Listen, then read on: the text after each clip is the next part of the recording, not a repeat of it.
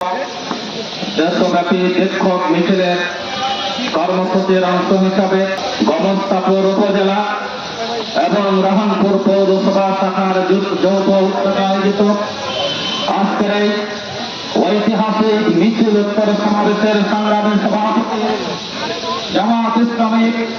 গমস্তাপুর উপজেলা শাখার সংগ্রামী আমির জননেতা জনাব ইমামুল হুদা, অন্যান্য নেতৃবৃন্দ,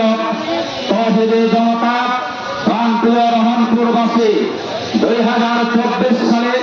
ফ্যাসিবাদকে বাংলাদেশ থেকে তাড়ানোর জন্য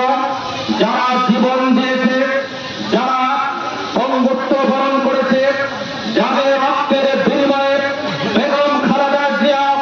বাংলা থেকে মুক্ত হয়েছে, যাদের রক্তের বিনিময়ে জীবনদানের বিনিময়ে তারেক জিয়া মামলা থেকে মুক্ত হয়েছে, যাদের জীবনদানের বিনিময়ে জামাত ইসলামী নিবন্ধন ফিরে পেয়েছে, যাদের জীবনদানের বিনিময়ে জামাত ইসলামী দাঁড়িপাল্লা প্রতীক ফিরে পেয়েছে, এই সকল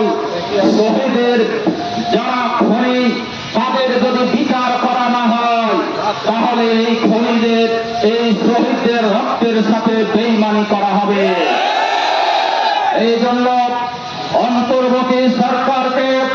আজকে মিছিল থেকে বলে যেতে চাই,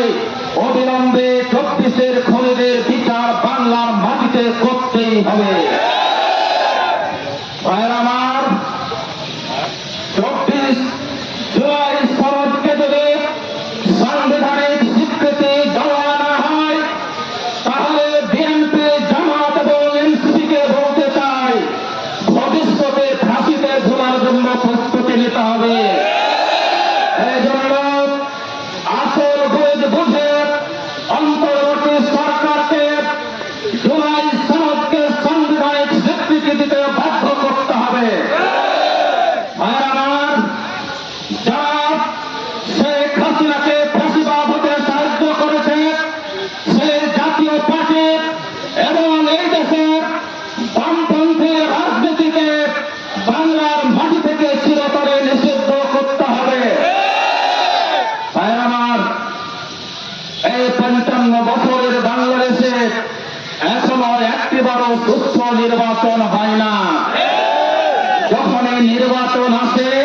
তার পূর্বে বাংলাদেশে মারামারি হয়, যখনই নির্বাচন আসে তখনই আমাদের সন্তানদেরকে জীবন দিতে হয়। আর যেন কোনো বাংলাদেশের শহীদের সনদকে সন্তানকে জীবন দিতে না হয়,